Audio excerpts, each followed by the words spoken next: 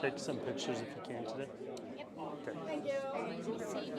What's that? Are you going to use it for a post or something? Yeah, probably, yeah. Just like to have pictures as I'm reporting on everything going on. It helps to show crowds in a room, so.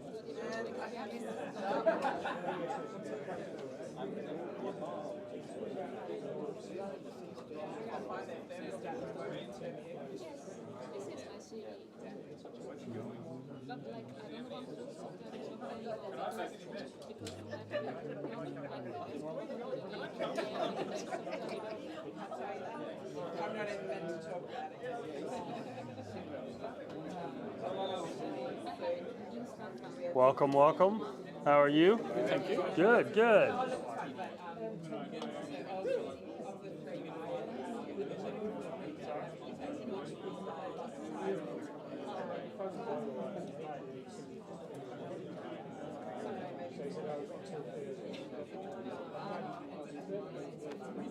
All right. Oh my gosh. You should try it.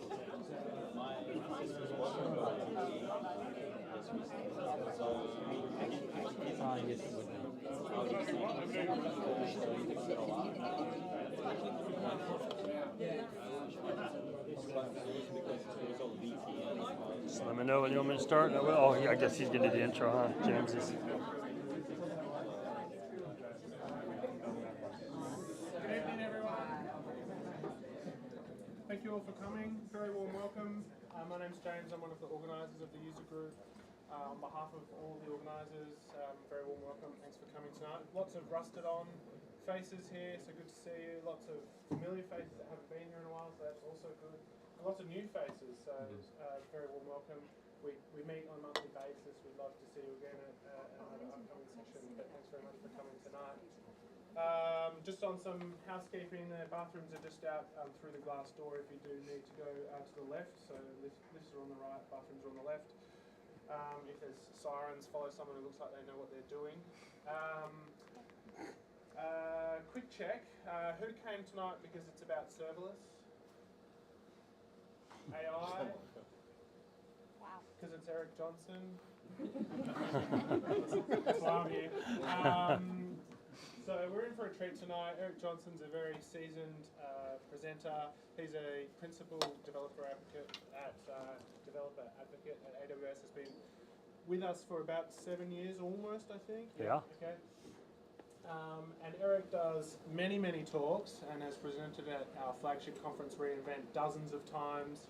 Always very entertaining, mixed in with also some great content in amongst Hopefully, all the storytelling and yeah. so forth. So a very warm welcome to Eric Johnson. Thanks Thank for you. joining us from Colorado. All right. All right. Can you all hear me? Do I need a mic? Nope. All right. I got thumbs up from the back, which feels a little braggadocious, so like I have thumbs, so whatever. Okay, now you're just showing off in the back. But, man, I really appreciate being here. Thank you very much. I am going to real quick introduce, my daughter came with me today. She doesn't want me to introduce her, but there she is. This is Sophie. Sophie just turned 15, so she knows everything. So you understand that. But I am excited to have her here. Thank you very much. Thank you for, Jen, thank you for bringing me in, and Stephen, and the whole team, James, and everybody. I love Australia. I'm not Australian, as you can tell. I don't have the cool accent. I do have an accent, I'm told, but not a cool one. But I'm thrilled to be here. I've never been to Perth before, so this is great. I appreciate you bringing in the cold weather and the rain. That's been fantastic. So how many of y'all have heard me speak before? Okay, a couple of you. Do you know the rules, Jen? No. Okay, all righty. I'm going to give the rules real quick. For some of you have already heard them today. Rules is probably a strong word, but these are more guidelines to help you out. But there are some things when I'm speaking that will be helpful for you. Number one is, this is any number I want it to be. Okay, I'm going to hold this up and I'm going to say, hey, 7, 42, 93, and you just got to listen, right? I can get to 4 if I take my shoes off, but that gets awkward for everybody. So we're just going to do this, all right? The second is these are quotes, not apostrophes, and I know that. This looks a lot cooler than this. They think I'm doing a bunny when I do this. I would tell you that I tried this joke in Japan, and if you know anything about the Japanese language, which I do not, there are no quotes or apostrophes in the Japanese language, so this joke bombed in Japan. So, and finally, these are thumbs, because this will get you beat up. So. Those are some help. I was born this way. I did not wake up this way for the first time today. If I had, I would not be here with you. I like you, but not that much. I'd be somewhere coping with waking up this way. So like I said, I was born this way. I'm very comfortable with this. I tell a lot of one-finger jokes, comfortable as I can be. However, and I want to be sensitive to you, if it makes you uncomfortable, I'm also comfortable with that. So I'm good today regardless. So I appreciate it. Thank you. Before we jump into this a little bit, you know, Stephen and I were talking about the presentation I would do and some things I want to talk about. Of course, it's going to be serverless because I'm a serverless guy. It's what I do, right? But it's got to have Gen AI in it because, you know, I want to be relevant, right? I have to at least say Gen AI. It actually has to be a lot of Gen AI. But we're going to talk about Gen AI through the lens of serverless today. But I want to ask, and I know some already asked, but how many of you all are using serverless now? Okay, so wow, most of the room. Okay, so we're not going to do, so some of this might be intro a little bit, but some of it won't. Hopefully there'll be something new for you. How many of you do AWS on a regular basis? Okay, you're like, that's why we're here, Eric. Okay, and that must make sense. It wouldn't make sense to be here if you were doing something else. So, okay, so what we're going to do today is I'm actually going to go through an application that I built. I'm going to give you some information behind it, basically tell you a story. And I'm going to show you maybe some of the choices that I've made. This is me, in case you don't know what I look like. It doesn't get any better. It doesn't get any worse. So we'll just go with that. My wife married me because I'm funny, not the way I look. So at least that's what she tells me. So I am a principal developer advocate. I've been at, as James said, I've been there since 2018. So this October will be 7 years. That's an old man in AWS years. There not a lot of people do, and I've been in the same exact job. I do the same thing. I love serverless. I've been doing serverless since the day it came out. Has anybody ever heard of Rackspace? Okay, a lot of you. Okay, I used to work as a solutions architect for Rackspace. I would sit with companies. I was at Rackspace when serverless came out, when they invented it. Now, we all know the serverless story. I'm not going through that today. We know that there was S3 before and SWF and those different things. But the first time we called it serverless is when we created serverless compute, right? It's when the Lambda function came out. That's when this word serverless was kind of coined. And I remember the announcement, and I was staring at it, and I said, man, why would you do it any other way? I love serverless, right?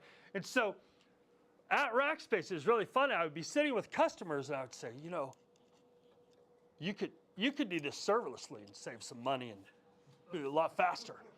Now, Rackspace, very customer obsessed. They loved it, but at one point they sat down with me and said, Eric, serverless is really hard for us to monetize. So maybe ease off. But I just love, I did serverless. So when the role opened up here, I grabbed it. I love it. So I've been doing this forever. Previously, like I said, I was a solutions architect, software developer, designer. And I'm looking around, and I'd say there's some others the same way, but I've been developing or at least playing with code since roughly 1995. I remember when tables were introduced in HTML. Anybody else? Okay, some of you are liars. Some of you are like, no, I was too young. But some of you, I love it. Okay, so yeah, some of you I didn't expect. But yes, I remember that. So I've been doing this for a long time. I did start as a designer in the technical world. I was a horrible designer. I did it for a little while, and everybody agreed I was horrible, so I quickly moved to development. So that's a little background. I do have 5 kids. You'll hear a little bit about them. One is over there. She's my only 5-finger child. It's kind of weird. It's not her fault. We still love her. But the other kids, yeah. What's that? 10-finger? Okay. Here, there's always one in the room, and there he is. That's 10 fingers, not 5. So you're right. 5 on each hand, 10. Good math, buddy. Good math. So, all right. Yes, so I have 2 fingers, not 1. But yes, so 4 of my 5 kids are just like me. They're all bald and have 1 finger in each hand. So it's very creepy when we walk down the road. So we have a lot of fun. They don't know I make fun of them. Now they are because she's a tattletale. So, but I am having fun with her here. All right, so let's jump in. So here's kind of my agenda of tonight, but we're going to wander around a little bit. We're going to have some fun. We're going to start with the idea. Now, this is a presentation that I often do to a room of entrepreneurs. Now, I am going to ask, how many of y'all are developers? Okay.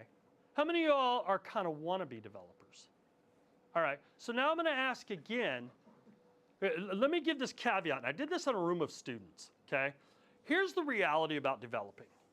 If you have done a line of code, you get to call yourself a developer. That's just the truth, because development, there's a whole spectrum of skill and talent.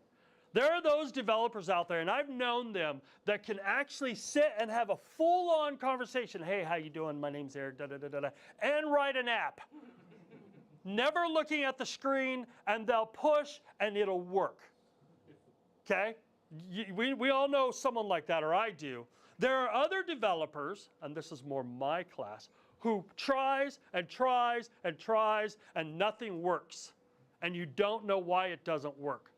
But then there's that magic moment where it works, and you don't know why it works. But it works, and you ship it, right? That's more me. But the reality is, we're all developers.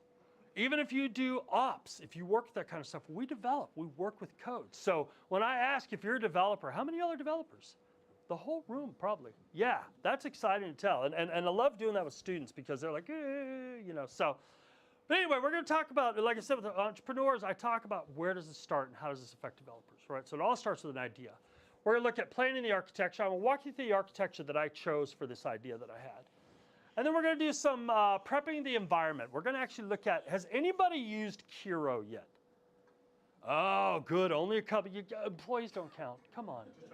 No, you're bragging. That's what you're doing. Yeah, I've used it. All right, I'm going to show you some Kiro today. If you haven't seen it yet, Kiro is super cool. I normally have this really cool Kiro shirt with a ghost on it. It got lost somewhere in Singapore. Or no, in Thailand. I'm sad, but it's gone, so now I have nothing on my shirt. But there we go. There's no point to that. So, all right.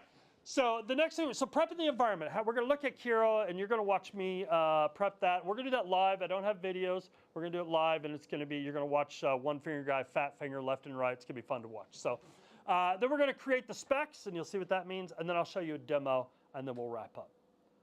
All right, so let's jump in. So whenever we want, now, a lot of us, probably most of us, work for a company where someone had an idea, right? Maybe a long time ago.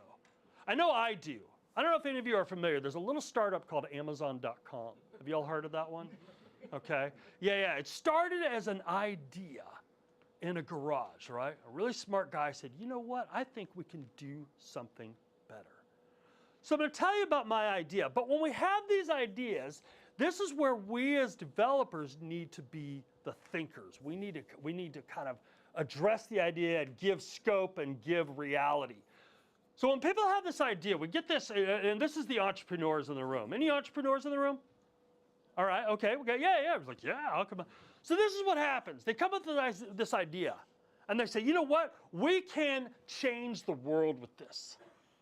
And we can help people do better. We can improve the lives of others. And then there's that, you know, and make some money. That'd always be nice. Jeff Bezos, he's doing okay. He doesn't need me. He's all right? He had an idea. There's lots of others. You know, I could list a bunch of them, but they had this idea and they can make some money. But here's where they kind of fall down, and here's where it's our jobs as developers to step up, because they don't think about the scary stuff, right? They don't think about, oh, well, we have security, we have scalability, reliability, flexibility, durability, changeability, availability. These are what I call the illities of life, the scary illities of life, right? What about cost, competition, speed to market, blast radius? I love that term. What's your blast radius? Are one-way doors? And so much more. These are the things that they don't think about. And as we as developers need to go, hold on. Have you thought about this? Or this? Or this? Oh, no, I didn't think about that. So it's our jobs to do that. So we're going to talk about that a little bit when it comes to building Gen AI and when it comes to building serverless. And I'm not going to, this is where I would normally with a crowd introduce them to serverless, show them what the server full way looks like, you know, on a server in your mom's closet. And then I would show them the serverless way. But I don't think this room needs an intro to serverless, right? I will tell you the one thing, I just do want to, I want to make sure, okay, we are recording this, but we'll blank this part out. There's one thing you need to know about servers, most of you probably know, but I want to be very clear. There are servers in serverless. Okay, I don't want to break your heart. We are not running this on my mom's microwave. There are servers, but you don't manage them. And I won't go through the whole thing. You probably understand the serverless. So let's jump in a little further. All right, so here's my idea. So I have this buddy of mine in Colorado, and he's part of our church, and they have this organization. It's a disaster relief organization. And so his job is, when a disaster happens, fire, earthquake, tornado, flood, you know, all kinds of different things, he is a logistics guy. He jumps in the middle of it and helps organize rescue teams, cleanup teams, food trucks, all those kinds of things. So what happens is he has all this information. Some of it is, or a lot of it is proprietary data in his head. He knows for a fact that if 10,000 people are affected by a fire that happens, then we're going to need 32 ash out crews. And he knows what an ash out crew is, an ash cleanup crew. We're going to need 17 food trucks. We're going to need 40 laundry trucks, and so on and so forth. He has all this logistics. He's so well known that the major disaster recovery groups in America, we're talking the US right now, like FEMA, Red Cross, Salvation Army, they call him. Now, I said a lot of this is proprietary data in his head. So one day I got to thinking, as we often should, what if he gets hit by a bus? What do you do? Right? That's a common term. My daughter's dramatic over here. What? Hit by a bus? You guys have heard that term, right? Basically, that means what if he no longer exists or goes away? What do we do with the data? Yeah, there you go. All right, so I'm teaching every day. It's what I do. I'm dad. I teach every day. There you go. Take that to class. All right. What if he gets hit by a bus? What do we do? So I thought, let's go ahead and see if we can't take him and replicate him as an agent. So these are some of the things that he has. He knows about response units. We want to add geographical data. He probably doesn't have all this. He isn't able to say, where did this happen and what are the population and terrain and things like that. But there's data out there that we can get that. We can use census.gov in the US to get census data and know how many people live somewhere. We can use mapping for terrain, things like that. Physical resources. What is available and how fast can it be on site? This is something he has that's actually, and let's bring this up, that's actually proprietary, right? So then we have historical data. We have a website called OpenFEMA where we can actually say what kind of disasters have happened in Denver, Colorado. And it'll tell us floods or fires or whatever. And then how did they take that and what was the cost? And this gives us cost analysis, things like that. And then finally, logistical data. How do we put this all together? And he has all these docs. They're like Word docs. I don't even think they're in Word. I'm pretty sure they're in handwritten notebooks, okay? But he has all this information on how does an ash out crew work? What does a laundry crew do? What's involved in a laundry trailer? That kind of stuff. So you see, there's all this data that's just kind of out there that we could dump into an agent. And I thought, this is a great idea for an agent. Something that could answer these questions. So I decided to build one. So I'm going to walk you through the idea of that. Now, when you're building this probably isn't new to a lot of you, I wanted to mention some Gen AI concepts. When we're thinking of building this, there's some concepts we want to wrap our head around. And this isn't an exhaustive list. This is just some of the things that we go, oh, I didn't think about that. And how do we approach this? How are we dealing with alignment? Are my AI systems behaving according to the human values that I have?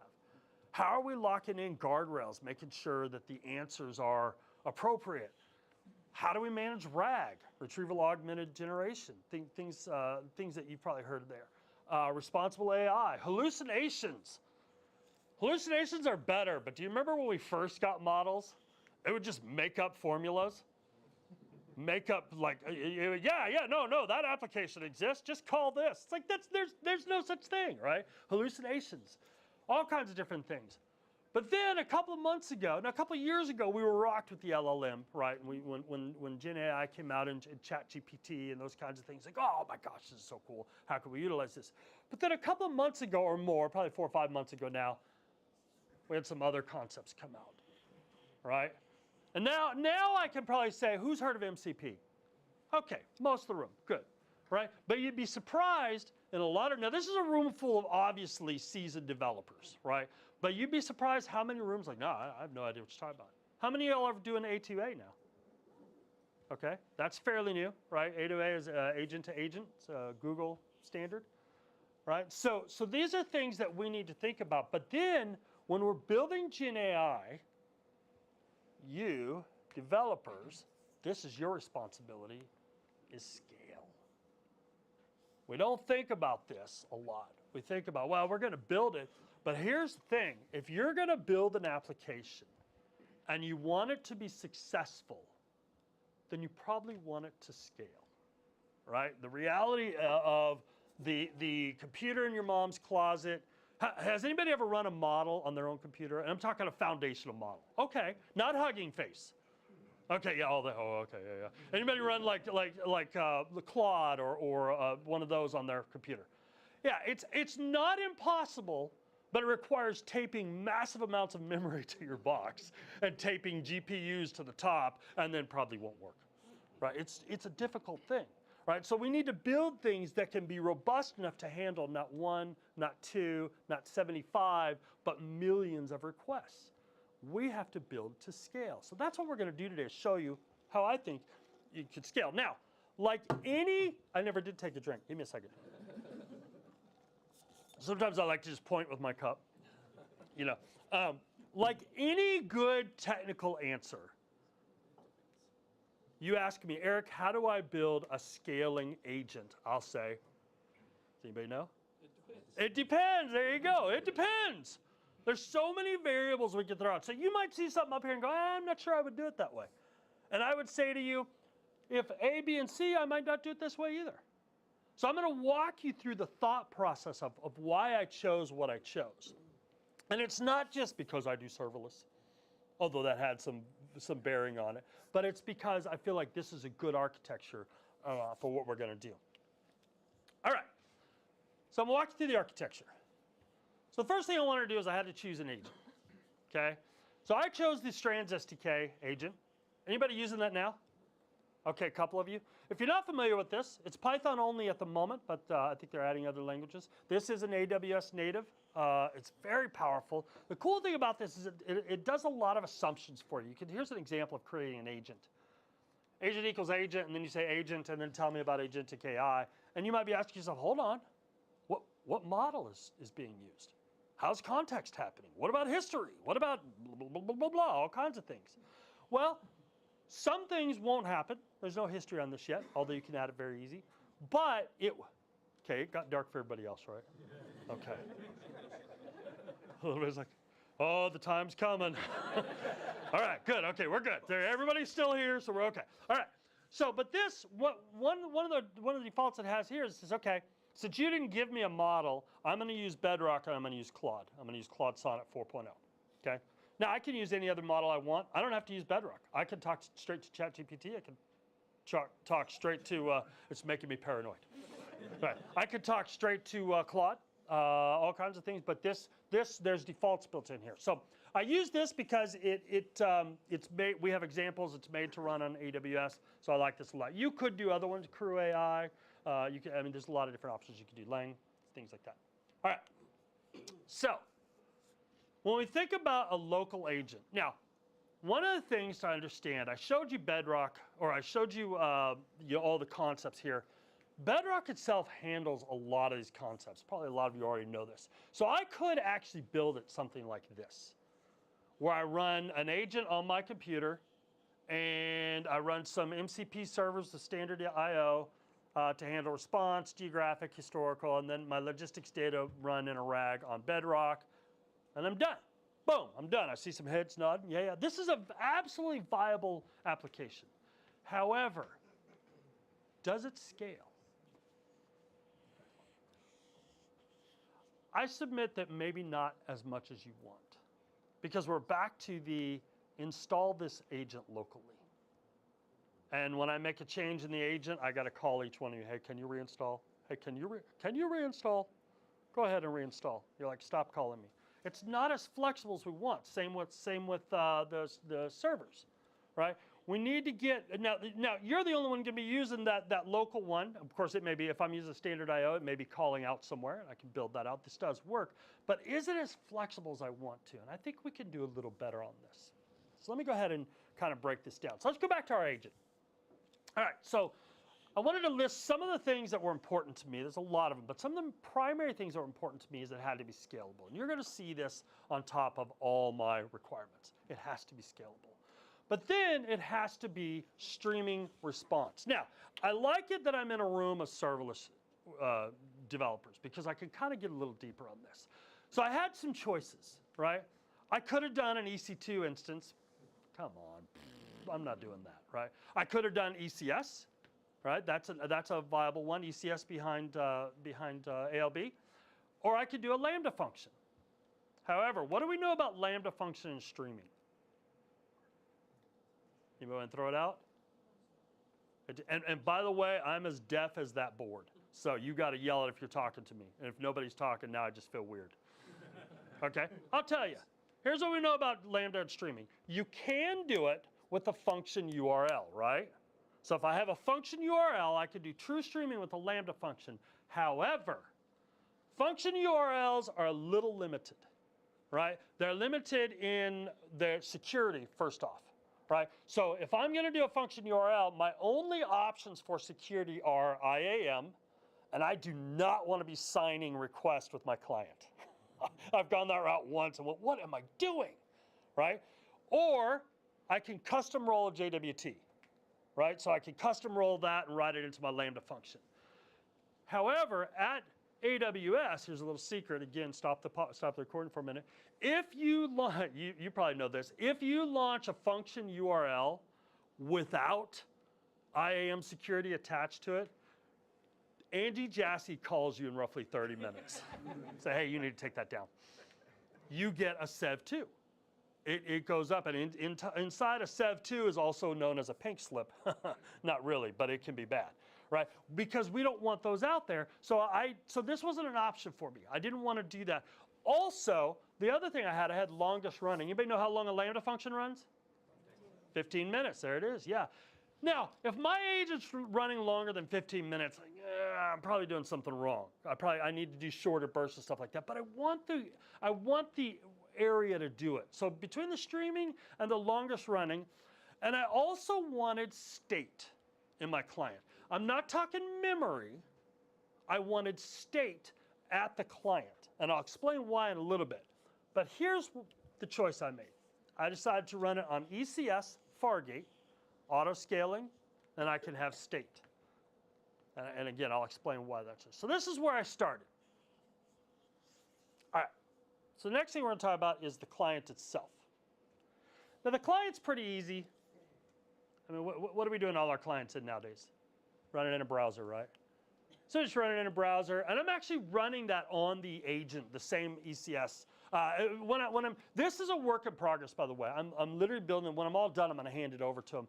But when I'm ready, I'll move it into like a spa website, run it on I don't know, something like that, run an Amplify, something like that. I haven't decided. But for now, it's super easy just to run in the agent. The other advantage of running it on the agent, cores. I don't have to wrestle with cores. Raise your hand if you love cores. I said this in a reInvent session one time, and it's been created into like a meme, and it's passed around internally, but I said, if cores had a face, I'd punch it in the nose. Cores is like, blah. Ask me later, I'll tell you what Cores is. It's not the beer. Steve will tell you it's the beer, but it's not. So Cores is not fun. So with this, I'm in the same domain, and now I'm good, right? So I can do that. All right. So that's my client. So now I want to talk about the model. All right, so when we build an application, let me ask you this. How many of you all primarily use Claude? Okay, some of you. All right, what about Llama? Gemini? Okay, ChatGPT. All right, good mix here. Any others I didn't mention? All right, Hugging Face. Anybody running Hugging Face anywhere? Okay, that's a funny name. I love that. Did you know there's a model called Jon Snow Labs? I think that's awesome. You have to be a Game of Thrones fan for that one, but there's one called Jon Snow Labs. I just think that's cool. So, what we generally want to do when we build something out, or our general nature is, I want the best and most powerful. I gotta have it. If there's something faster, there's something stronger, there's something more powerful, I gotta have that. And it's really bad for me because I don't pay for anything I use. I'm like, hey, what do you run on that? Oh, it's got 17 GPUs. It's like, how much does that cost? I go, I don't know, right? But when I first ran this, of course I went Claude Sonnet. Say, hey, we're going to use Sonnet because I just knew I needed massive amounts of reasoning, okay? And if you think about the models, it's good to start understanding how they work. Claude Sonnet has a lot of reasoning. Some of the bigger Llama ones, they do a lot of reasoning, and some are better for just summarizing. But we also have this model at Amazon called Amazon Nova. And Nova is quite a bit cheaper, and it's quite a bit faster. But it's not a replacement for Sonnet, nor is it supposed to be. We're not marketing as that, right? It is a good summarizer. It's great at math. It's better at math than I am, right? And so what I'm able to do is say, hey, I don't need the most powerful reasoning model. I just need one that can summarize this data coming back and put it together. And Nova does that really well. In fact, Nova Lite does most of it really well. So what I actually did is I used what's called a prompt router. Anybody using a prompt router now? Okay, a couple of you. Let me explain what a prompt router is, and you can build one right in Bedrock. What it does is you say, okay, I have Nova Pro and I have Nova Lite. And when the prompt comes in, I want you to take a look at that prompt. I want you to decide, hey, this takes a lot of reasoning. Go to Nova Pro. Or it may say, this is cake. I can do this in my sleep. Use Nova Lite. And if you're not sure, then use Nova Pro. Right? And so that allows me to go even, to do different levels. I can also build a prompt router with some of the Claude models as well. And you can do some custom prompt routers. So what I did is I did a prompt router with Nova, and I'm able to put in guardrails and all those kinds of things, and I have more options that I can put there. And so I'm running that in Amazon Bedrock. So this is what I'm using for my model. All right, so far we've got our agent, we've got our client, and we've got our model. This would actually do some of the work right here. We could just right now, but it doesn't have all that proprietary data or that data that we want to collect. So let's start adding that stuff in. So next thing we need is memory. Now, most of you probably know this, but I'm going to say it anyway. Memory is super important. Do you remember the first time, go back to the very first time when they announced ChatGPT, they announced generative AI, and you would go in and you would ask it a sandwich. Or you'd ask. This is what happens when you're older than 25, like I am. Words you think you're going to say come out differently. Sorry. What I was going to say is when you ask how to make a sandwich, you say, hey, how do I make a peanut butter and jelly sandwich? And it comes back to you. You can say, hey, do it in the style of the Old Testament. Thy shall taketh thy peanut buttereth, right? And we all played around with that. But then the cool thing is we asked it something that it had to know the context. And we said, well, what about turkey? Now, we expected it to go, what about turkey? I don't know what you're talking about. But what it said is, I'm not sure I would add turkey to a peanut butter and jelly sandwich, but if that's what you think you wanted, then we'll do it. Context because of history. And so what the history does is as you write to it, it saves these conversations. There's all kinds of strategies going on, but there's this history that helps you do that. So I wanted to do this. The things that were important to me is it needed to be compatible with Strands Agent, which actually a lot of them are. You can interface with pretty much anything. I want it to be NoSQL, low maintenance, of course scalable. So what I did is I did a sessions table. Right? I just threw up a sessions table. I pointed strands at it. It knew what to do with it. And so every time I initiate the Strands agent, it goes out and says, all right, this is the session. My client knows the session. Is there anything for it? And there's entries per talk. So say, yeah, there's 10 parts of this conversation, pull them down, that becomes the history, and then when we're all done, it writes the latest one to it, right? So it keeps this session going on. All that's built into Strands Agent. You don't have to do a lot of work. All right, next thing is, for the location, now we're getting into some of the actual data. Now, one of the things that, and I was using for examples, I would say, hey, there's a fire in the Tenderloin. Does anybody know where the Tenderloin is? Okay, we got a couple of you that are proud of themselves. We know. So Tenderloin is an area of San Francisco, and most people wouldn't know that. I don't know your areas of Perth. It's really funny as I travel. I've traveled all over the world, and it's funny when you're staying in a hotel and you're trying to find things. It'll say, oh, it's this area and this area. I'm like, and I almost always have to look up, what area am I in right now? You know, I'd be like, well, you're in Perth. No, I need something more specific, right? So I'm in, yeah, so there you go. So I needed a database. Now, go back to my little startup, Amazon.com. We do a ton of logistical stuff with mapping, so we need this really good location service to tell us where things are, and we make it available through an SDK. So what I'm going to do is it's granular, it's short-lived, it's stateless. That's how I want us to do. I ran it in an MCP server. And let me talk about my choices for an MCP server. Anybody running MCP in a Lambda function right now? Anybody running an MCP server? Okay. Oh, good. I'm gonna show you how. Okay. Let me explain an MCP server real quick, just to make sure we're all on the same page.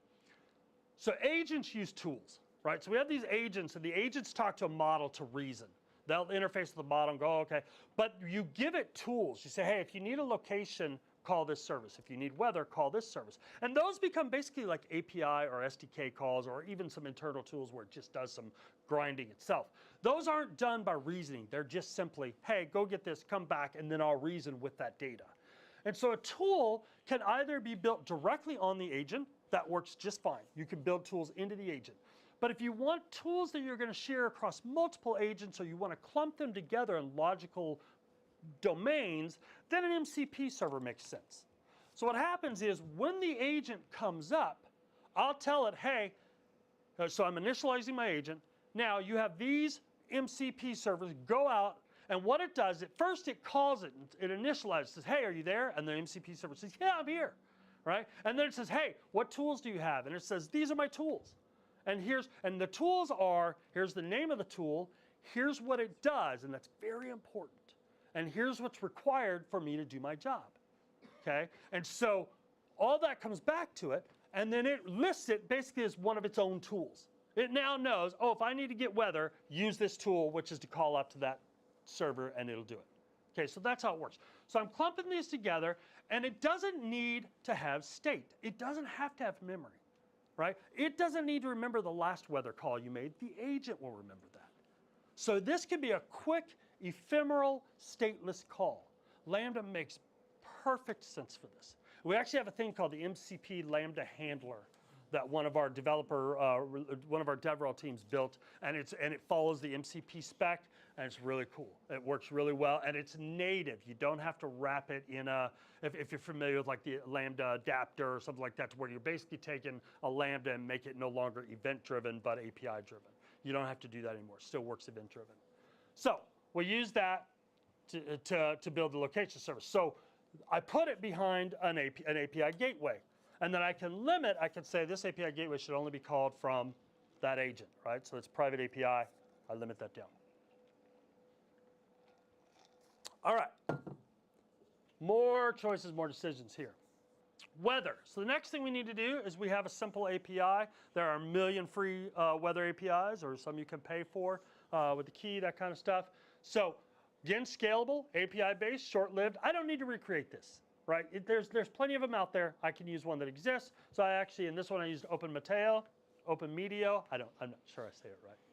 So I'm sure I slaughtered. Someone right now is like, yeah, you're saying it wrong, but that's what I do. So OpenMeteor. Now, this is a weather MCP server, and I only need a couple tools for my purposes. I need one that says get the weather by coordinates, so I can pass it geolocation coordinates, and I need another one that gives me forecast based on the days. Now, I want to kind of take a moment and talk MCP, and I'm probably going to go, if I go a little long, are we okay? All right, yeah, okay. All right, so, because I want to show you some Kiro too, but I want to explain this. One of the cool things about MCP servers and when you're doing tools is as developers, and I know you all developers, we want to build it all into our code, but you have to think how the model logics, how it reasons. So an MCP tool should tell the model exactly what it does and how to utilize it. But sometimes we go too vague on that, and so the model can't figure it out, so we start trying to add code to the model, to the agent. So the agent, the only awareness it should have of a tool is that it exists. It shouldn't have to, like when I was trying to build it, I was using a model to build. I was using Kiro to build and actually Claude, and it kept saying, well, let's build a map of states in your agent. And then we'll put the FIPS code. There's a thing called a FIPS code that you have to pass for coordinates. I was like, no. We have a tool that will do that. We just need to teach the agent that that tool exists. So as you're building these tools out in your agents and you want it to reason strongly, make sure that your tool explains clearly what it does and give examples. All that should be in the tool, and then the agent can go, oh, I know, I need a FIPS code, and that tool does it. So I'll talk to that tool. So that's a little tip that I learned as I was working through this. So, okay. So that's how we built that. So we can actually add a couple more. I'm not going to walk through all it's the same reasoning where I want to talk to FEMA.gov, so I'm going to wrap it in an MCP server. And I'm going to talk to census.gov, and I'm going to wrap it in an MCP server. So that gives us 4 MCP servers. But now we have the proprietary data, right? So our proprietary, you're going to see the whole picture, so I'll let you get a picture of that. So the proprietary data are my resources that I was talking about earlier. How many people and what does it cost and all those kinds of things. So those are need to be scalable, SDK-based, short-lived, and stateless, much like the other ones. So this was actually a really easy call. We still want to use DynamoDB. I love DynamoDB. It's one of my favorite services. And we'll just wrap it in an API. But the API does, it's not an API, it actually does SDK to the DynamoDB, so it's a little different than calling the other services. And that provides, and it's a single table design. If you follow that, it's got all this information that I can quickly pull.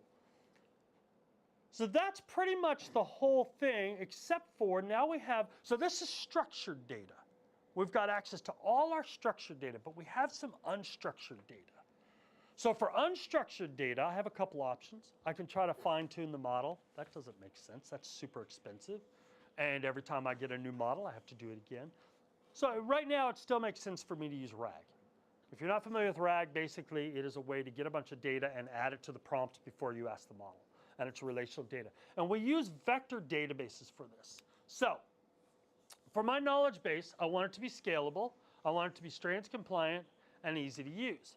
How many of you all saw the announcement? It's been about 4 weeks now about S3. Okay. Have you tried it yet? No. Okay. So you've tried it? So the thing about it's still kind of new, and so it's definitely in preview. But the announcement was that you can run an index or a vector index inside of S3. Okay, you're like, well, what does that mean? Well, what that means is usually you would have to spin up some sort of database, Snowflake, OpenSearch, lots of others. You'd have to spin that up. Often you'd have to manage the clusters for it. You'd have to set that all up. There's pretty good amount of cost. But now you can literally just create a vector bucket. So you create 2 buckets, vector bucket, source bucket, and then you tell it to sync. And so what they do, and if you're not familiar with vectors, basically it takes all that chunked information and it turns it into mathematical equations. And I won't go deep into that. But that's how it figures out what is like what else, right? And so it drops all that in. There's probably some AI ML people in the room going, oh my gosh, he's horrible at this. And that's fair. That's fair, right? So it's a mathematical equation to that data, right? And then when it comes back out, it's converted back to your text. Now, it's not a super powerful at chunking yet. There's some stuff, it's in preview, but it's very cool. So I manually chunked all my stuff up, and then I dropped it in a bucket. And so now I have a knowledge base. Bedrock drives the knowledge base, but the vector index is in S3.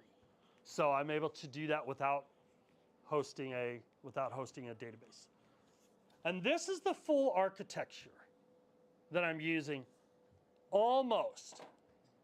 Okay, I'm going to show you a couple more things, and we're going to actually get into the Kiro here. If you know me at all, my very favorite sir, I sound like a 3-year-old. My very favorite color is grape.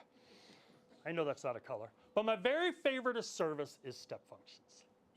And I got to thinking, I'll come back to that if you want to see it here. But oh no. Did my deck get out of order? Hang on a sec. All right, we'll come back to that. Hang on a second. I'm just going to do this real quick. Yeah, I think my deck got out of order. So bear with me 1 second. Here we go. What if we wanted to do this in AWS step functions? Anybody built an MCP server in step functions? This is going to shock you. I've asked that all across Southeast Asia. Nobody has raised their hand yet. I did. Let me show you how it works. And I actually just modified it today. So there's a couple things to know. There's the pros and then what I call the cautions. Okay. Pros are it's low code. I love that. There's no cold start. We're running these in express step functions, so they run in memory. It's very fast. The cautions, this could say cons, but the cautions are VTL. Who knows what VTL is? All right, a couple of diehards. VTL is velocity templating language. It is not for the faint of heart. Yeah, I already saw some faces. Ew. But the cool thing about velocity templating language is you can transform. If I make a request to API Gateway, right in API Gateway, I can transform that request to look like something else. Like, for example, what step functions would need. So I don't have to have a Lambda as a transformer, right, or as a transporter, right? The other caution is there's no MCP SDK support. So using the Lambda function, use the MCP Lambda handler that I was saying earlier. That's already built in. The SDK is built in. We've handled all that. You got to build the spec by hand for step functions. That being said, let me show you what this looks like. So what you've got here, there's no code in this at all. It's all configuration. So what happens is, and I'll do it over here for a second and maybe come over there. When it comes in, I set my variables. I use the variables we announced last year. I'm using JSON auto on this. And basically, all my tools are listed here. All right, so any tools that I'm going to use. So right now, I've got a set weather. I've got a get weather by coordinates, and I've got a get weather forecast. Right? And so what it does, it comes in, sets the variables, and then I look at the method router. It says if it's an initialize, then I'm going to go right to the past state, and I'll initialize using that. So the past state just forms that JSON RPC to, and it sends it back. Right? If it's a list tools, then what I'm going to do is my list tools is actually going to grab the tools from my variable and send that back. However, if it's a tool call, then it's going to come and it's going to choose, all right, which tool are you calling? Get weather or get weather forecast. Then it's going to route to that. I have some variables I need to set, and then it's going to call the API, and they all use the same connection for security. Call the API, get the information back, format it, send it back. Now, you're like, well, what's the advantage of this? It's a kind of a cool thing, nice to have. The reality is Eric Johnson's code is a massive liability. I like step functions. We could talk about the step functions and the fact that it retries automatically. You have catches. There's a lot of things built in already that you have to code for in Lambda, and I love that. And I love that I could just drag and drop and build this. But I got to looking at this and said, man, I think we can make this better. So Steve got to hear me mumble through the day until I went, I got it working! Yes! Almost did the soccer pull off my shirt. That would be frowned upon in the office, I think. So my daughter gets to hear that a lot. I run around the house screaming, I got it, I got it, I got it. So, all right, okay, don't nod your head. Just yeah. All right, so how can I make this better? Well, I wanted this to be more modular. So, can we make it modular? Yes, we can. So this is the step functions router. And how this works is all you have to do is list the name and the yarn in the variables. So that's the only update to this. Other than that, this isn't aware of any of the tools or anything like that. So when you make a call to this, if it's an initialize, then it's just going to initialize. It's going to pass it back. Because an initialize is really simple. It's basically, yeah, I'm alive. What do you want? If it's a list tools, then what's going to happen is it's going to map through all the arms that you've given it, and it's going to call each of those step functions. And it's going to say, give me your tools. So I can add many, many here. And then it's going to send back the answer with all those tools, and now we have the list tools. If it's a tool call, where it actually, hey, I want to initialize a tool, then it's going to dynamically call the step function that that tool is part of. Okay, so each of my tools are a separate step function, and they look. And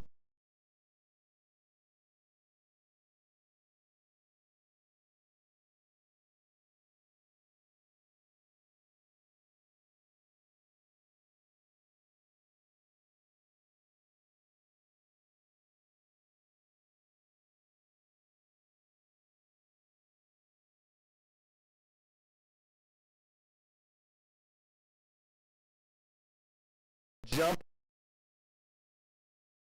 environment. We're going to go here real quick, and I'm going to go a little fast because I don't want to go too long. But I want you to see Kiro and kind of what that means. And I'm not going to build. I'm not going to try to fool you and say, yeah, I'm going to code the whole thing in Kiro because it's. I mean, it's not a 2-hour thing. It could take. This is quite a lengthy, big process. And I love it. Matt Gillard. Do y'all know who Matt Gillard is? I know. Am I saying Gillard? Gillard? Yeah. All right. So he's a hero, service hero, and he's based in Melbourne. And he and I are going to do an episode called "You Can't Vibe Code Your SaaS in an Hour," right? Because it's true. I mean, as good as the models are, they're not perfect, right? But they help a lot. All right. So let me show you exactly how we do this. So I'm just going to get out of this real quick here. All right, so we're going to start here in model here. And so I'm going to actually just go ahead and we're going to create, okay, hang on a second here. Desktop, okay, come on, Eric. Playground, and we'll go here, okay, dr blank 2, okay. I spelled that wrong, spelling matters, okay. And we're going to go cd blank 2. And then we're going to open Kiro. All right, so this is just a bare bones implementation of Kiro. Okay? If you haven't seen Kiro, this is AWS's. This is our code tool, and it's amazing. I'm pretty honest about things. If it weren't, I'd be like, no, I'm not going to show you that today. This is super cool, all right? So the first thing is there's a couple things we want to do really quick. Now, Kiro has a lot of different concepts. It has what are called steering docs that help their context to help steer it. It has spec-driven development. And I'm going to show you just a little bit of that today, and then I'm going to show you basically how I used it. So there's a couple of things that I want to do. The first thing I'm going to do is I've got them already set up. I'm going to add some MCP servers. The first MCP server I have is a fetch server, and that's just made to fetch URLs as I need it. The second one I have is a serverless, so it has access to SAM and anything, a lot of things serverless. If you're not familiar with SAM, it's a serverless application model. And finally, the documentation MCP server, where a lot of AWS's documentations are. Is that big enough? Can you all see it in the back? Yes. Okay, a little bigger? Okay, I can blow it up just a little bit. Better? More? Okay, good. All right, well, I'm going to stay right there then. Okay, so the next thing I want to do is I want to steer it a little. Okay, there's some things about it that I really like. Now, first of all, I want it to build using the Strands agent, and I want it to look at the Strands agent documentation. So you can actually, here's a really cool tip. You can have Kiro set up Kiro to help you develop on Kiro. All right, so it's kind of, chicken and the egg, right? So what I can do is I can say, I have a, oh gosh, the typing's gonna be bad. Reference site for Strands agent. Can I give you the site, or do you need direct links? Okay. So I'm going to do this, and I'm actually going to grab the site real quick. And I know this sounds silly, but I wanted to reference this site. This is the Strands agent. So I wanted to reference this site each time. So I'm going to actually give it a URL. Okay, and we'll paste that. Okay. All right, so it'll take a look at that. It's thinking for a second here. Time-wise, we may not be able to do a lot of this. All right, so that can work with either approach. You could share the main site URL like you just did, or provide direct links, okay? from what you've shared about strands, it looks like powerful. Okay, that's great. It's, you know, okay. All right, so I want you to say, I want a dock, or I want a steering dock that ensures I always use strands for agents. Okay?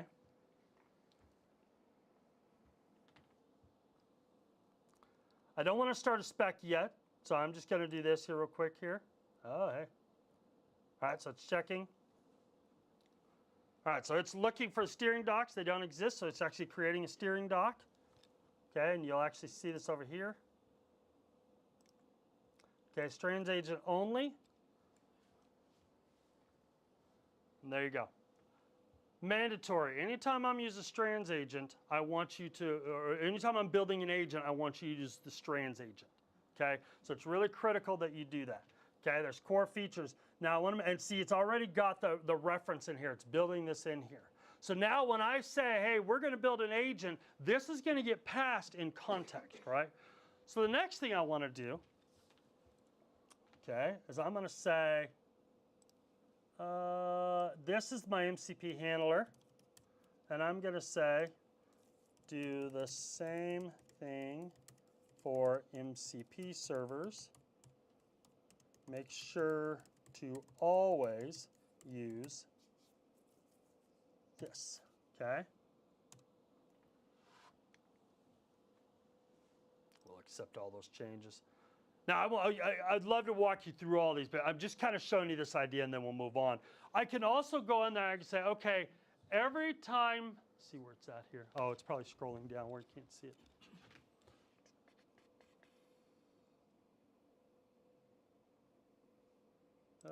Okay, hang on a minute. This is what happens when you do live. So let's do this again. Perfect steering dock. Okay, so yeah, it lost my thing. So let's say let me do it again. Do the same with any MCP servers. Let's try this. There we go. Okay, I may have not. Okay, I'll create okay, good. All right, so now I have those. So when I start to build it, it'll apply those, right? Now, the next thing I can do, and just for time's sake, I won't do that. I'm actually going to pop us over to another where I've kind of already done this. And I'll show you some of the steering docks. But I can also come in here and say, okay, here's things I like. When I'm using IAC, always use AWS SAM because that's all you should be using, right? Okay. In that same doc, I also put you should never have pineapple on pizza, but that's not as important, but it is important. Probably more important. And I'll list some different preferences that I have. In fact, things like I'll say, here's how I want my structure to be. I want everything under source in a folder that identifies that application. I always use Python 3.13. I don't want any custom scripts. Don't write custom deploy or custom launch or build scripts. Use SAM. If you can't use SAM, then use a makefile and continue to build that, right? So I continue and I have it do all those. And so what I'll actually do is I'll go over here and show you. We'll accept all. So you can see here where I built those two things. Now currently, I'm having these load on every prompt. I can dynamically load them based on the file I'm working in. But for the moment, we're doing that. But let's go ahead and go over to my other one. So we're going to open a recent blank. Okay, so you can see, here's another one. Here's a fun one.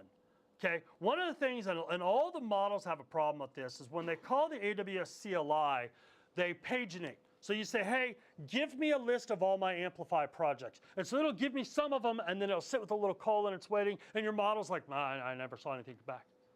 Nothing happened. And so you go over and you quit out of that, and your model says, yeah, it didn't work, it broke up.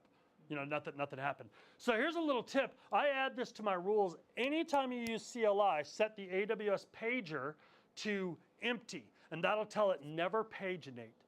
Always just load the whole thing, even if it takes a little longer. That way the model gets the response. So it's little tips like this that you add to Kiro, right? So this is one of my favorites. Now, Steve and I were talking today, and Steve taught me today that I've got these all broken out as separate, but I load them all each time. It makes more sense to put these all together in one. So I could actually go in and say, hey, Kiro, combine these all to one and delete the other ones. We won't do that for the moment. This will work, but that's just something I want to call out. All right, so now that we've done this, let's close this and let's build. Okay, so I'm going to switch over to spec mode, and I want you to see this really quick.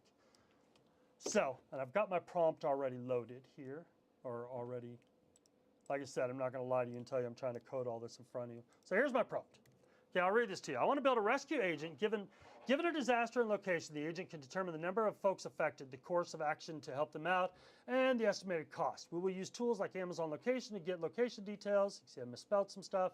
OpenFEMA.com for historical data in areas. Census, boy, I did horrible. For population data, OpenMedio, I got that one right. For weather and so on. I will also use the new vector buckets. I want to build a front end and a back end separately. Use ECS on Fargate or Farati, because I misspelled that, for the agent. Thank God the models are smarter than I am, right? It's like, yeah, he meant Fargate. What a moron. He's got 5 fingers, doesn't even use them. All right. So, and Lambda function with streamable HTTP for MCP servers. All tools should live in an MCP server. All right, so let's go. So we'll let that go for a minute.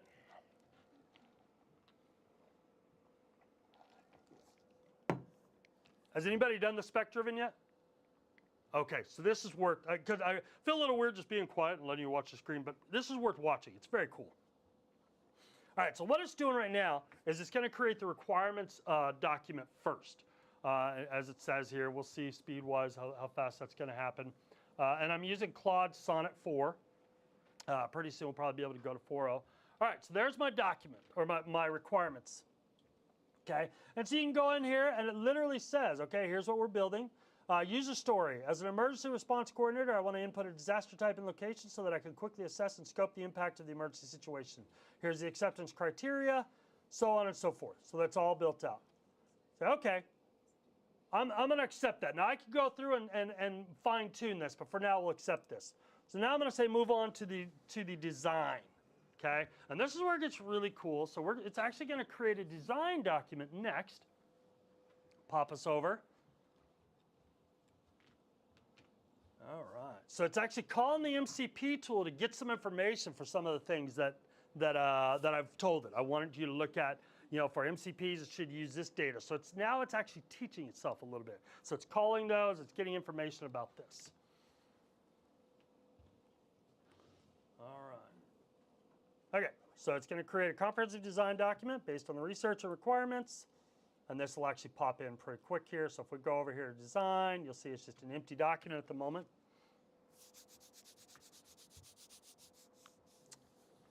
All right.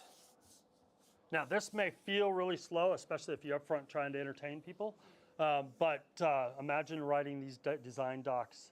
How many days does it take to do this kind of stuff? Whereas this just generates it in moments, or what's feeling like hours right now. So, but yeah, it'll pop in just a minute. What's really cool is literally just boom, it pops in. So take a drink and while it's doing this, oh nope, there it goes. All right, so there we go. So now we've got this idea going on here. Now watch this. This gets really cool. Let me get rid of the files here for a moment so you can see it. So we're going to go in and we're going to look at a preview of this. And this is one of my favorite things to do. That looks very similar to the diagram that I showed you earlier, based on what I explained. There's a couple of things. So let's fix it. So first of all, we're going to tell it, I don't want to move on yet, so I'm going to say the agent will interact with the knowledge base directly. So no directly. So no MCP server. Okay, so that's the first thing we're going to do. And then we're going to say, the agent should be behind, how you doing?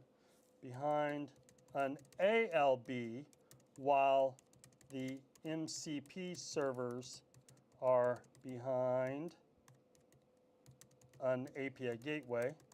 It's miserable having people watch me type and how slow I am. Okay. The API gateway should be limited only to the tasks in ECS. Okay, so let's do that for a moment. Okay, so now watch this diagram as it goes. So what it'll do is it'll figure out, oh, okay. So the way you're saying you want to do this is you want an ALB in front of the agent, which I explained I wanted to do earlier because I wanted the agent to stream, right? So I wanted it to handle that. And then it'll also say, okay, the agent is going to talk to the knowledge base directly. There doesn't need to be an MCP server on that. So it's already fixed that. And you can see here. So now we have the agent layer. Application load balancer is here. API gateway is here. It's going to lock that down. What's really fun is when it's done, it'll then compliment me on my security prowess. Oh, that's a great idea to lock that down. Good job, Eric. It's like, well, thank you. I always feel so good after Kiro and I talk. All right. So once this is done, we'll finish this out. So it's still editing, but basically you can see most of the changes have happened here. So now this is the diagram I'm pretty happy with. Here's my 5 MCP servers that I was talking about. Here's my DynamoDB. I didn't add the memory. We could go and add that in. I probably should at some point. And there you go. Perfect. I've updated to reflect your architecture requirements. Properly isolates the MCP tools. What's up? Yeah. All right, so let's move on to the implementation plan. Now, what I'm going to do is I'm going to go ahead and have it create the task, but I'm going to show you the demo while it's working through that. So kind of behind the scenes, this is going to churn, and we'll let it do that in a second. So let me go back to the design. See over here, the task list is empty right now. So we'll go ahead. So here's what the actual application looks like. Now, I want to say this. I probably should have said it before I showed it to you. Please don't judge me on my front-end skills. I was a designer, you remember that? And I was very clear that I was a poor designer. I knew the tools, but a white screen was still a white screen 2 hours later, and I was mad at you because it just didn't have the creativity. So don't. Claude built this. I didn't build this. All right, I built this, but. All right, so you get an idea here. So what we can do is let's use the actual example I did earlier. So you say, there is a fire in the tenderloin. Okay, now while it's going, I'm going to explain a few things. Okay, so first thing is I've told the model to be very verbose. Tell me what you're doing. Okay, I need to know how are you figuring things out. All right, so to respond to the fire in the tenderloin, I need to gather information about the location, blah, blah, blah. I can't read fast enough to come in fast enough. All right, I have the coordinates for the tenderloin in San Francisco. I will get the current weather conditions. I have the current weather conditions next, you know. So eventually when this is in production, I'll remove this stuff. But I do want to kicking stuff back because we all know that if it doesn't respond fairly soon, we all assume it's broken and we move on and call me names, right? And so that's how it works. So now you can see here, I've got available, there's 50 volunteers found, so I could actually have it list them. I could have it list out the documentation. But just for giggles, we'll say, what is the forecast? All right, so it automatically knows what I'm talking about because of context. And it's pretty fast. Now, I want to explain one thing. Earlier, I said one thing that was very important in my agent setup is that my agent had to have state. And here's why.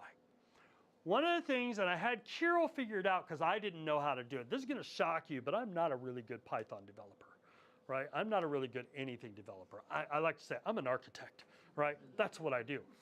But I was looking at the code, and what I realized is I was reinitializing the tools every time I talked to the agent.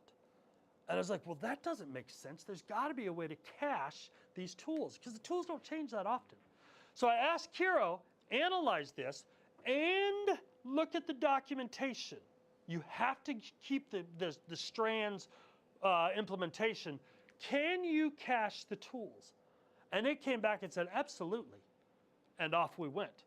And then about 5 minutes later, now, this is pretty fast. You saw how fast that responded. And I'm calling US West 2, I'm calling Nova, I'm calling weather APIs, and it still responded pretty quick because all the tools are cached.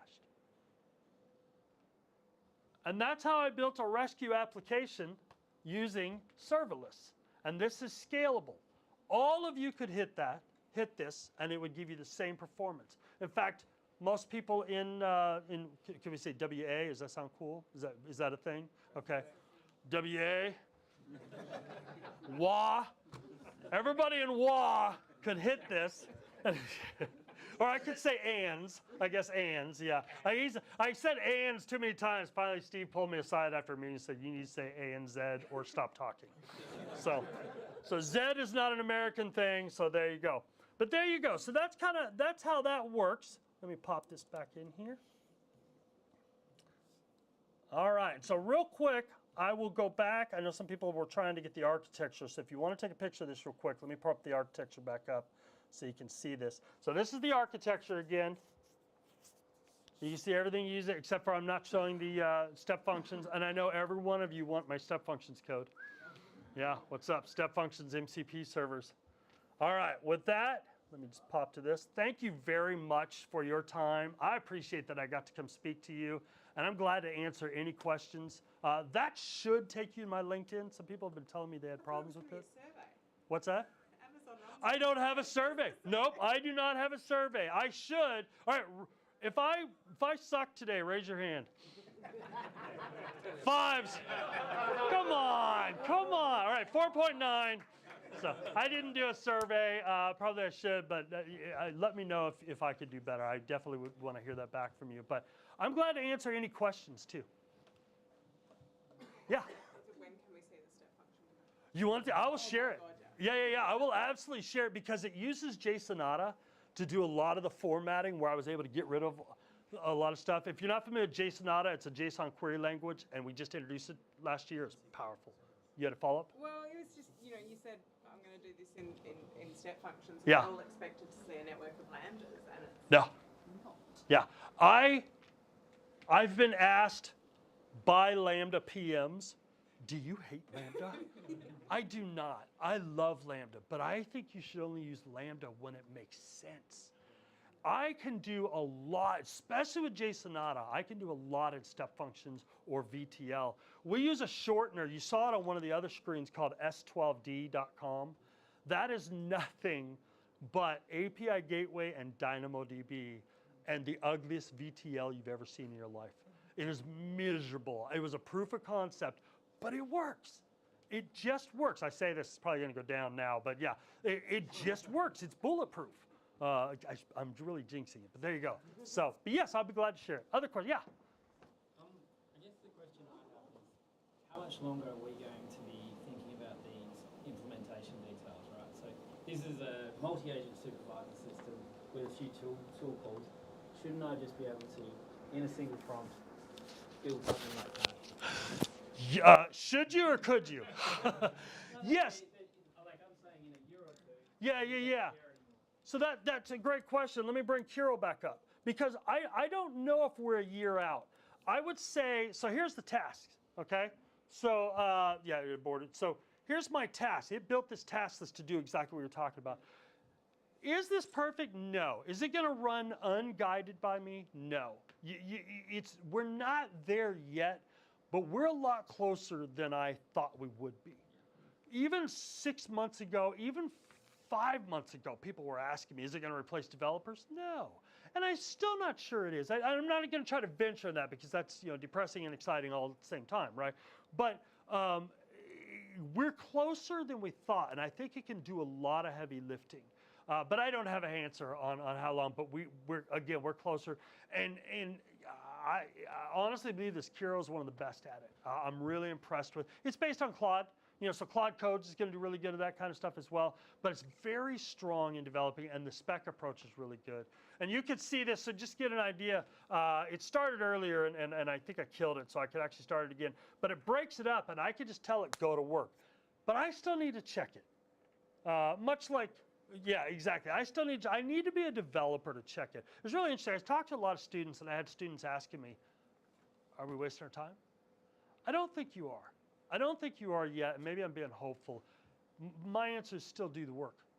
Learn to develop, learn the code. Use these as assistants. Use them for all they're worth. But I still have to guide it. Even the best ones still need me. I've run around your question without answering it, and I did that on purpose because I don't know. But hopefully that helps. So, yeah. I guess the other thing, would you build sort of an evaluation framework into this, and then some like human feedback loops to, Yeah. and then maybe some synthetic data generation to test it? Absolutely. Yeah. So that's something. So I already did a little bit about not so much the evaluation, although I am going to start getting into that. You could do a lot of that in Bedrock. Model as judge, that kind of thing.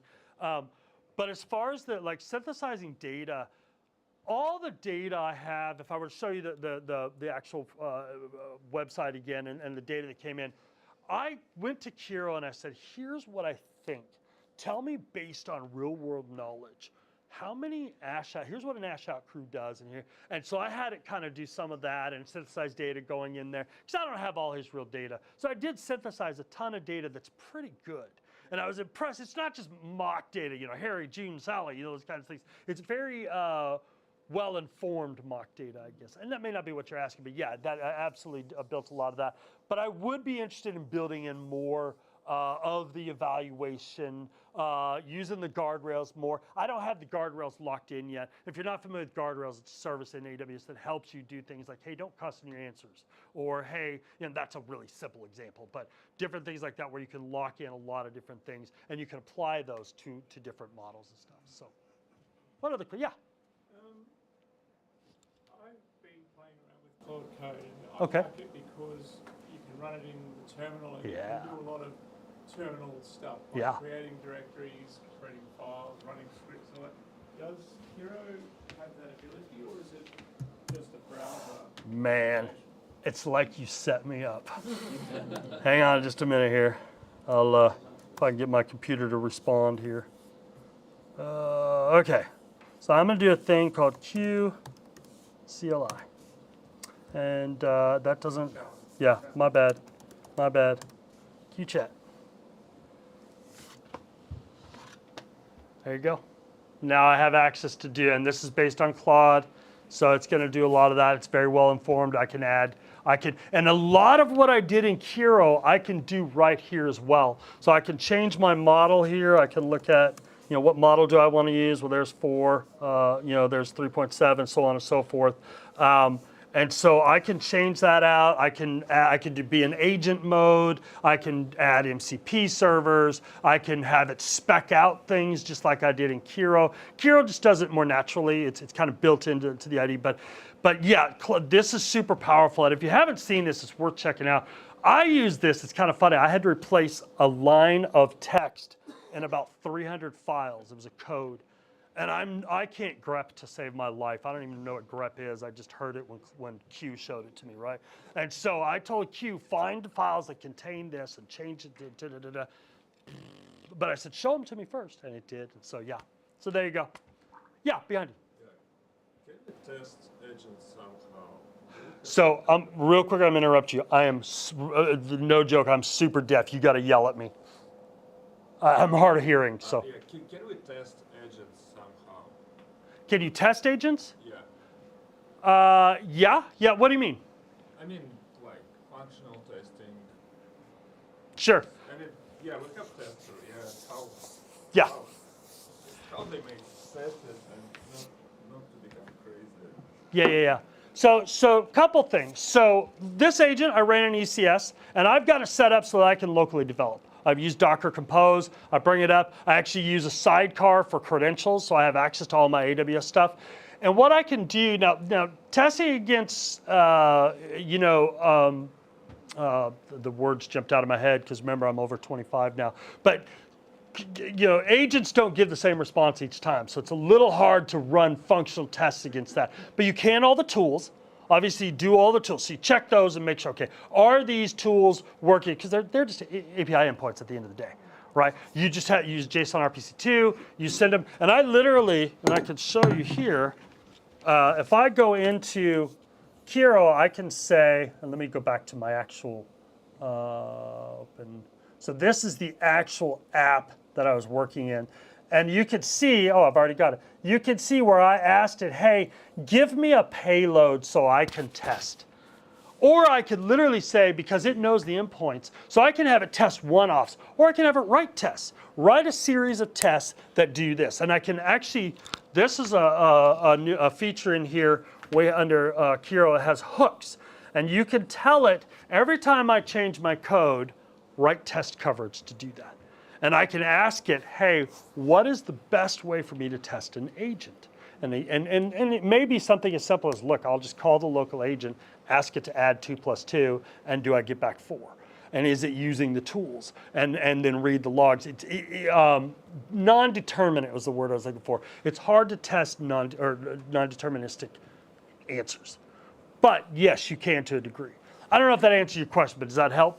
I want to have a crack at that. Yeah, please. Add on to what you were just saying. Please, don't This is embarrass the what- family. This is what Eric was telling you before, right around building the documentation, building the design documents, building the implementation tasks, and then combining that with the rules or the steering documentation that your application has. So the steering docs can be generated off the back of the rules and all of the other documentation that you create, and then together that provides the guardrails around that help you get some consistency around expected output from potential agents or anything else that you build or modify within your application. So without those documents, without that context that this tool helps you provide, and the same thing with QCLI, without that context, then you can get deviations. But with that, you get much more structure. You get much more, I guess, guidance even for the models that you're using and the interactions that you're having with the tools, and so that gives you a lot more consistency and predictability around what you're potentially expecting to get, because it's aligning itself and its context to what you want. Yeah, but I mean, I guess the response won't be consistent. Yeah. Anyway, so the next question for me as a dev, what I'm worried about, like, how can I explain to a tester when the tests fail that it's kind of a model glitch rather than my mistake, yeah? So I can say, oh, it's kind of Again, I guess that really comes down to, like, even if you don't have these tools, right, you still need some requirements to test against. Yeah. And if you write poor tests, that's not the requirements fault, or it's just how we've interpreted the The need. difference is coming from a traditional deterministic testing background. Yes, exactly. I know that's his background. You can't test a non-deterministic model with deterministic practice. That's right. And so your deterministic tests will fail. They just will. Well, Because it's a non-deterministic practice. I think it's, I don't know if you saw, but I just asked it, how can you test? And it just kicked out much of what we've said. But I think the critical part is, is test as much of the deterministic stuff as you can, the tools. Do the tool, because that's what it's relying on. The agent is relying on the tools. So you're going to get much closer to passing if all your tools are responding properly, and those get really interesting, so when I'll just talk about when I was working on this, and I had it actually creating tests when I did this. I've since deleted them all because I wanted to try to do it again. I wish I hadn't done that, but there we go. But the interesting thing is I had tests around all the determinants. Each of the tool had coverage. I could run them local, I could run them against the API, I could do all that kind of stuff. Then I got into testing the agent, very specific questions, and here's the answer, generally how I would expect it, and it was human in the loop kind of stuff. But it was really interesting how much I had to start working against, number one, the prompt, because you start A/B testing prompts, right? But number two, the tool descriptions. The tool's ability to describe itself to the prompt, or to the agent. So those are two things, and like you said, those were incredibly hard to test. And I don't think anybody's come up with a good answer on that. And here's a really interesting thing I'll say, everybody hearing me. Everybody's looking for the next great idea. Standards around AI is the next great idea. Things like, because you think about MCP servers, everybody was building tools. Tools was not, Anthropic wasn't, hey, we'll create a tool. What they created was a standard. And people went nuts. Oh, there we go, a standard. They grabbed and held on to that. And so if you can figure out a way to, because I've not seen a good way. We have a lot of, agents judging agents, things like that, or models judging models, things like that. But I haven't seen a fantastic way of non-deterministic testing yet. Put your mind to that. These are things that we live in the Wild West at the moment. These kinds of things people are scurrying for. So I'll just throw it out there and say we've had good examples using embeddings to test prompts. Say again, I'm sorry? Using embeddings. Yeah, So you can embed an answer, and when you come back, how close is that to the one that I expect? there you go. And that's, Yeah. we've had good. And have a model judge that? Yeah. No, we Oh, don't. just, Just how close. Just Okay. cosine simulation. okay, Yeah. okay. Yeah. Really interesting, okay. Yeah, like how close is that to what I expect? Yeah, that's really good. And then you can do some keyword stuff There you like go. I expect 15 or 17 or whatever Alright. to always come back in that. When you all get together and build this, I get it proper. What's that, I'm sorry? You only have to be 2 characters wrong to be completely wrong, right? Yeah, well, The answer's yes or no. I was 2 characters off, but it was completely that's right. Yeah, I think The cosine similarity was pretty good. yeah. the notion is if you needed something that deterministic, write something deterministic. Like we can write code, we can write deterministic code. We've been doing that for 50 years. Yeah. If you want something non-deterministic, Yeah. that's where these tools are for. Or Yeah. we don't need the implementation to be concrete. You need Yeah. the outcome to be well-defined. Exactly as you. We didn't see any of the code get pumped out there. Right. I don't know what any of it looked like. Right. Did it work? Yep. Yeah, it worked. Yeah. Well, and I think that's a really good kind of overall philosophy right there. And this is what I tell people: only build an agent when it's absolutely necessary. If you can do it through deterministic AI or deterministic code, do it. It's faster, cheaper, better. It's that iron triangle, right? But agents bring a lot of things to us, but they bring complication. They bring complexity. So yeah, and we're at time. We'll probably need to. Okay, all right. I don't want to get Steve in trouble. So again, so go ahead. The necessities your shareholders asking for. I'm sorry. Say again. I missed it. That was a joke. What if the necessity is the shareholders? Well, yeah, and that is so much right now. It's like build an agent to do what? To add 2 + 2. I was like, we can do that, but we want an agent. Oh, so you want it slower and not always right? And more expensive. Yeah, exactly. Much more expensive. Exactly. That's right. Everyone's happy. Yeah. Here you go. Hugging face on your exactly. So, all right. Yeah. One more question. So my question is not really technical. I'm not technical, but it's more from an entrepreneur's landscape. Okay. So with the whole agentic systems that are obviously on the scene right now, It's time. it's time. In terms of where the future is going, where is your head sitting at in, say, 10, 15 years from now? I mean, I'd just like to pick your brain. Yeah. How do I get to 10, 15 years from now today? Oh In man. terms of AI, what practical things would you say? Learn plumbing. And drink lots of Diet Dr. Pepper. Use case and application of Yeah. whole AI. So. Man, that is a super complicated question because what happened with AI? So one of my buddies does a demo, and I don't have the data here, but I'm going to answer that in a very vague answer. But there's a test in GitHub. Do you know the test that they did where they run all the tests to see how much they could do? It was like 0.4%. It's basically it tests models. So you run your models against this and see how many of these unsolvable problems can you solve. And these all have names and actual data. It's just not in Eric Johnson's head, right? But we were at like 0.4, and they said, oh well, in 2030 we'll be at like 40%. Well, we're sitting at like 84%.